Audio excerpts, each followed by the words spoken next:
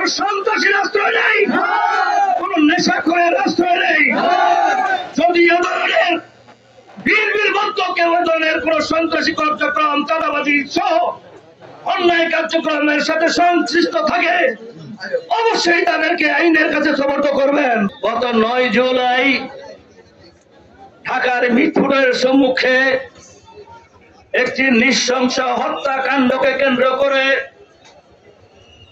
বিএনপির ভারপ্রাপ্ত চেয়ারম্যান জনাব তারেক রহমান সম্পর্কে যে অত্যন্তপূর্ণ কুরুচিপূর্ণ ভাষার মাধ্যমে স্লোগান দিয়ে আজকে এদেশে সাধারণ মানুষের মনে আঘাত এনেছে, তারই প্রতিবাদে জাতীয়তাবাদী শ্রমিক দল সহ বাংলাদেশের সকল রাজনৈতিক দল, বিএনপির সকল অঙ্গ সংগঠন আজকে এই প্রতিবাদে ফেসে উঠেছে।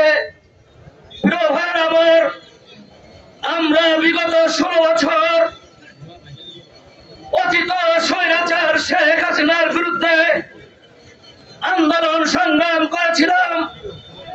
এদেশের মানুষের গণতান্ত্রিক অধিকার, ভোটের অধিকার সুপ্রতিষ্ঠিত করার জন্য যার নেতৃত্বে সারা বাংলাদেশের মানুষ ঐক্যবদ্ধ হয়ে আন্দোলন সংগ্রাম করেছিল,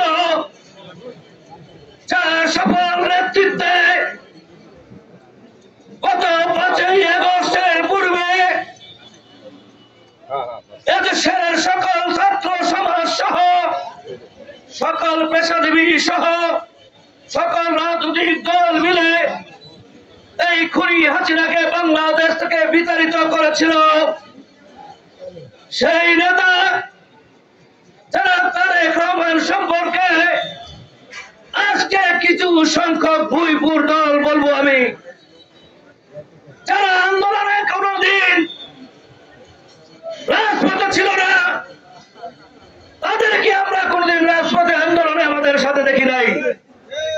আজকে তারা আন্দোলনের দাবিদার, 16 বছর নাকি আন্দোলন সংগ্রাম করে খুনি হাসিনার পতন ঘটিয়েছে।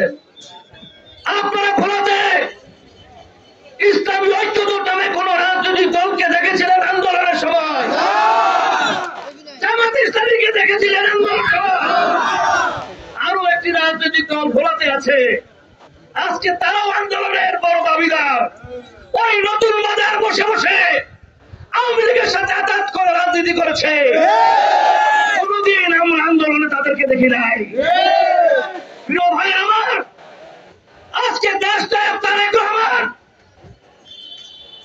লন্ডনে বসে এই 16 বছর বিএনপিকে সুসংগঠিত করে খুনি হাসিনার পতনের জন্য একটি সুষ্ঠু ভোট, একটি নিজের ভোট, গণতান্ত্রিক অধিকার, সেই ভোটের অধিকার প্রতিষ্ঠার জন্য আন্দোলন করেছিলেন।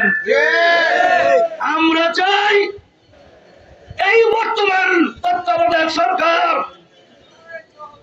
এই সরকারের মাধ্যমে সেই গণতান্ত্রিক অধিকার, ভোটের অধিকার, সেই ভোটটি যেন নিশ্চিত হয়।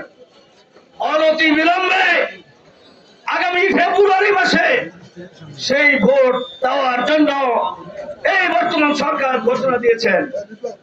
আমরা যখনই ফেব্রুয়ারিতে নির্বাচনের জন্য সরকার প্রস্তুতি নিচ্ছে, তখন কিছু দল এই ভোটকে বানচাল করার জন্য, দেশে একটি অস্থিতিশীল পরিবেশ সৃষ্টির জন্য আজকে এ ধরনের কর্মকাণ্ড পরিচালিত করছে। আমি জাতীয়তাবাদী শ্রমিক দল সহ বিএনপির সকল নেতা কর্মীদের উদ্দেশ্যে শুধু একটি কথাই বলতে চাই, এ সকল ষড়যন্ত্রে আপনারা বিচলিত হবেন না। সন্ত্রাসী, চাঁদাবাজ, দখলদার যেই হোক না কেন, তাদেরকে আপনারা অবশ্যই আইনের কাছে সোপর্দ করবেন। আমাদের দলে কোন চাঁদাবাজের আশ্রয় নেই, কোন সন্ত্রাসীর আশ্রয় নেই, কোন নেশাখোরের আশ্রয় নেই।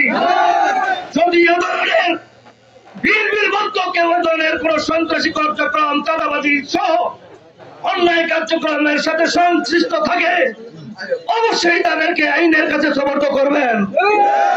এই কথা বলে এবং আগামী ফেব্রুয়ারিতে আমাদের যে গণতান্ত্রিক অধিকার, সেই ভোটটি যেন হয় বর্তমান এই সরকারের কাছে, সেই দাবি জানাচ্ছি এবং সকল ষড়যন্ত্রকারীদেরকে হুঁশিয়ার করে দিতে চাই। তারেক রহমান, জিয়াউর রহমান এবং বিএনপি এদেশের কোটি কোটি মানুষের অন্তরের দল।